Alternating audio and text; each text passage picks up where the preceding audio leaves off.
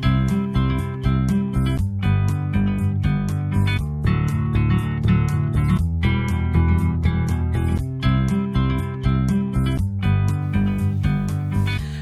I'm Maureen, and welcome to Buying Land and Finding Your Dream Property, a multi-part series which will lead you up to and through putting in a real estate offer, closing the deal, and acquiring your land.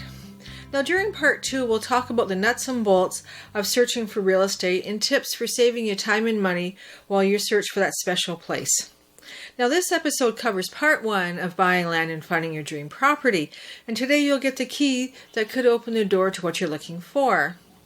Now, I'm going to be sharing with you 10 key points to help Glenn and I acquire this 40 acres, which we now call home. And most of the information that I'll be sharing is more to do with properties which are located in rural areas.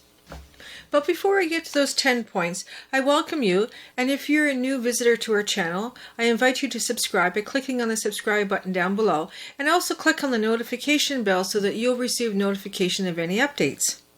Now, since we're going to be passing on information which worked for Glenn and I, and it's not intended to be a replacement for real estate or legal advice, I recommend that when you're looking for or purchasing property, that you use the services of a qualified real estate agent and a lawyer as well. You'll probably want to take notes as we go along, and there will be times when I ask you to write things down, but I recommend that when you're watching this video for the first time that you watch it in its entirety, and then in subsequent viewings you can pause and play it as you go and get all your notes written down, and that way I truly feel that you'll get more information out of this. Now let's get going on your journey to buying land and finding your dream property with these 10 key points. Starting with point number 1, taking a look at why you're looking to purchase a property. What prompted you to start looking? Are you looking for a nice secluded cabin somewhere? Or is there a business that you've always dreamed of starting? Or did you want to give your hand at farming? Or do you just want to relocate your home to a new area? Think about it and write down your why, because once you have a clear picture of why you want to buy, it'll make it easier to set out all the other criteria for your search. Point 2, what will you be doing with the property? Will this be your year-round residence or vacation property? Maybe a hunt camp or cottage on the lake? Think about what you're going to do with the property and write it down. Coming up in a future segment, I'll be talking to you about what I consider to be the 5 top pitfalls that people stumble on when they're looking for and purchasing property, and how you can avoid them. So stay tuned. Point number 3. Point number 3 of buying land and finding your dream property includes your budget and price range. Now that you know what you're looking for, take a look at your budget. How much are you planning to spend for the new property? Now, since the purchase price is key to your search, figure out that number and write it down. If financing is needed, contact your lender and sit down and get pre-approved for financing. Or if selling your current property is necessary to purchase the next one, contact a real estate agent and get an estimated market value for your property if you were to list it for sale in a short time. Now, I would suggest you contact a few real estate agents because their opinions do vary. So if you have 2 or 3 opinions of value, that'll give you a nice range of property value and what you could expect to receive when you sell your property. Once you have the dollar amount or an estimate to work with, write down the price range that you'll be looking for. Point number 4. Point number 4 covers allowing plenty of time to look. The more time you have, the better, because it'll give you a chance to research the real estate market and see what's out there. It'll also give you the opportunity to see what price range is for properties that are similar to what you're looking for. And it'll also give you the opportunity to visit, inspect, and research for information and answers for a particular property that you're interested in, for things like municipal zoning, bylaws, and regulations, and any other answers that you're looking for to do with the property. Now, we'll be covering this more in detail in a future segment, so stay tuned. Now that we've covered point 1, why you're looking to purchase a property, 2, what will you be doing with the property, 3, your budget and price range, and 4, allowing time to look and get information and answers. We're going to look at the 6 remaining points that will form the criteria list for buying land and finding your dream property. These 6 points take in 2 sections that make up your list for criteria for buying land. The first section is must-haves, and the second section is wants. Now, must-haves are basically non-negotiables, something that the property must have. Like in our case, with Glen being a nature field recordist, it's really important for us to be in a quiet area away from any sources of noise like highways and trains. So we had to find a property that was far enough away from the highway and the trains that we couldn't hear them. And so that was an absolute must that we have. Now, wants, on the other hand, are things that you would like the property to have, but you can negotiate on depending on the circumstance. Like in my case, I wanted to be within 30 minutes of the village for shopping and for services. But to be that close to the village, we were too close to the highway and the trains, and we would pick up their noise. So we had to be further away. Well, that led us to this property, and I tell you, the beauty of the property and the silence and the quiet definitely make the drive worthwhile. Also, another want for us was having a driveway in and the building site cleared. Now, that wasn't something that we had to have because we could have hired a contractor to put the driveway in and clear the building site, but we thought it would just be nice to have it. Well, sure enough, the property that we found had the driveway in and the site cleared, and it was such a bonus because that gave us access to the interior of the land right away. Now, as you go through each section of this exercise, create your list of must-haves and wants. Then at the end, you'll have a clear list of what the new property must have and the things that you want to have. Now, we have this form here that if you want to use it, you can.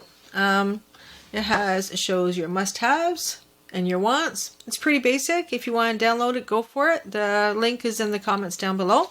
Or else just get a piece of paper and write must-haves and wants. And then that'll help as you write your list. Now, keep in mind that you may not find a property that has everything that you want or everything you need.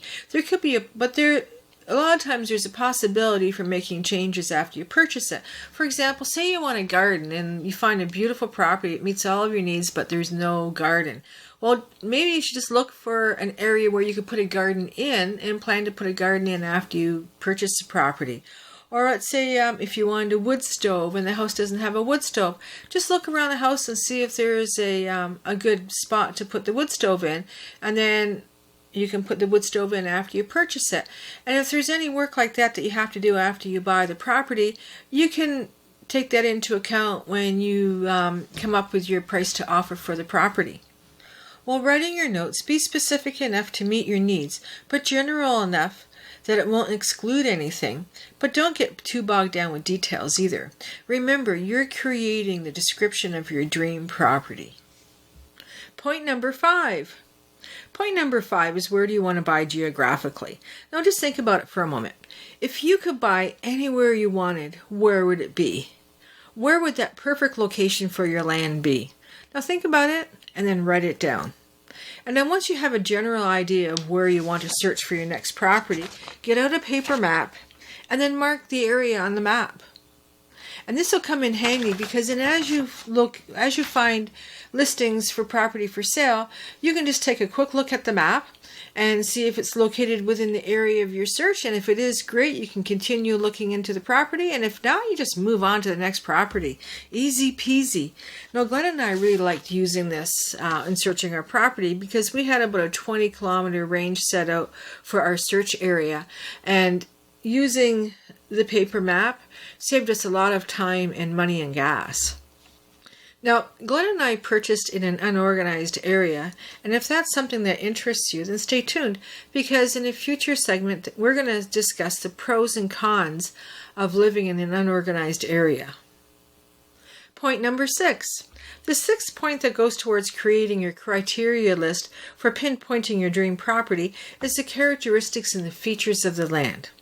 What size of the property? How many acres? If it's on water, write down the minimum water frontage you'd like to have. Do you want it to be treed or cleared or a little bit of each? Do you want it to have a pond or a water feature on the property? And are you looking for vacant land or are you looking for a property with buildings already on it? Write these down on your list, your must-haves and your wants. You'll be using this list as a guide when looking at properties to gauge how closely they match to your particular needs. Point number 7. Point number 7 takes a look at existing buildings. Now, you may be looking for vacant land, but if you're looking for a property that has buildings on it, this is for you. Now, if it's going to be a house or a cottage, how many bedrooms do you want and how many bathrooms? And what's the minimum square foot area that you would need? And does it need to be move-in ready, or can you be looking at a fixer-upper? And do you have the ability to do renovations, or are you able to add on if need be? Now, once we looked at a property and we thought, oh, that's a fixer-upper, and then we started looking at it more. And then after some investigation, we found out that at the very best, it was a terror downer. What about a garage or a workshop? Do you need either of those? Now, add these items to your list, and remember, as you go, keep on adding on to your must-haves and your wants, because this list will help you stay on task when you're looking for your property. Point number 8. Now, point number 8 is access to the property. Now, with rural properties, there's a possibility of a few types of access, depending on what you're looking for. There's year-round road and seasonal roads, there's ATV access, and there's water access, to name a few. Those who are looking for a more remote property accessible by ATV or water, keep in mind the extra costs that will be incurred when looking at the cost of the property.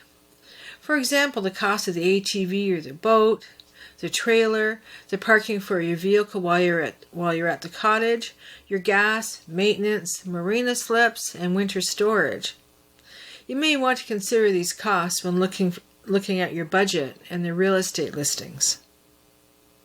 And of course, you may want to consider these costs as well when you're preparing to put in an offer for the property. Point number 9. Point number 9 looks at services and utilities. Now, in most urban and suburban areas, it's a given. You have hydro and water and internet and cable TV and landline phone and cell phone service, and then you even have a variety of service providers to choose from to boot. But in the rural area, that can be a whole different story. In today's world, connecting to the hydro grid may be possible in remote areas, but for the other services such as cell phones and internet services, generally those services are dictated by what service providers are available in the area. So it may be a good idea to research what's available, as this could change your plans for where you want to look for a property. Write down what service providers are available in the area that you're looking at. Now, some people have made the assumption that cell phone service is available everywhere. We're so spoiled by it. Pretty well everywhere you go, you can use your cell phone. But occasionally that's not the truth. And people have found this out after they've purchased a property, only to find out that it's in the shadow zone.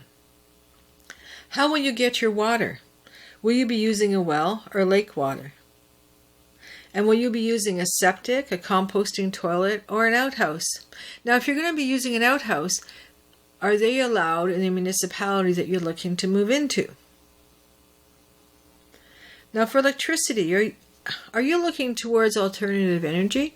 And if you are, you may want to research this a bit in the area that you're looking to move into, because it's becoming a trend with the municipalities to not allow people to hook up to alternative energy, and they're actually forcing property owners to hook up to the grid in their area. So now write down your services again in your must-haves and your wants. Last but not least, point number 10. Looking for land as an investment opportunity. Are you looking to buy land with plans to sell it in the future for profit, or are you looking for land for long-term ownership? Knowing what's a good deal in the market, or knowing where the real estate market is heading, will help ensure a good return on your investment of land, even if you only hang on to it for a few years. We'll be touching on this more in a future segment in the series, so stay tuned for updates. Now, thank you for joining. I'm Maureen. Over and out, and take care.